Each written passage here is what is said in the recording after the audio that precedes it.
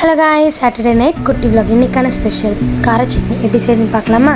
வெங்காயம், தக்காளி, வரமிளகா, உளுத்தம்பருப்பு, பூண்டு, கருவேப்பிலை, கொத்தமல்லி தழை, இது மட்டும்தான். இதை வச்சு ரொம்ப ஈஸியாக செஞ்சிடலாம். ஃபஸ்ட்டு எண்ணெய் ஊற்றி உளுத்தம்பருப்பு போட்டு அது நல்லா மணம் வர வரைக்கும் நல்லா வறுத்துக்கலாம். வறுத்துட்டு வரமிளகா, 2 பெரிய வெங்காயம் நல்லா வெட்டி சேர்த்துக்கலாம். அதுக்கப்புறமா கொஞ்சமாக உப்பு சேர்த்து கொஞ்சம் நேரம் வதங்க விட்டுடலாம். புளி சொல்ல மறந்துட்டு ஒரு சின்ன துண்டு போல் புளி, கொஞ்சமாக பூண்டு, கருவேப்பிலை போட்டு நல்லா இந்த மாதிரி லைட்டாக ஒரு சின்ன மிக்ஸ் கொடுத்துட்டு அதுக்கப்புறமா வெட்டி வச்சுருக்க 2 தக்காளியை சேர்த்து அதையும் நல்லா கலந்து வதங்குறதுக்காக ஒரு 1/4 ஸ்பூன் போல் மஞ்சள்தூள் சேர்த்து நல்லா கலந்து விட்டுக்கலாம். அது நல்லா சாஃப்டாக வர வரைக்கும் விட்டுக்கலாம். தண்ணிலாம் சேர்த்த வேண்டாம். இதிலே நல்லா வாட்டர் கண்டென்ட் வரும். இந்த அளவுக்கு சாஃப்டாக வந்ததுக்கப்புறமா கொத்தமல்லி தழை அடுப்பு ஆஃப் பண்ணிவிட்டு சேர்த்து இந்த மாதிரி கிண்டி வச்சுட்டு நல்லா ஆற விட்டுக்கலாம்.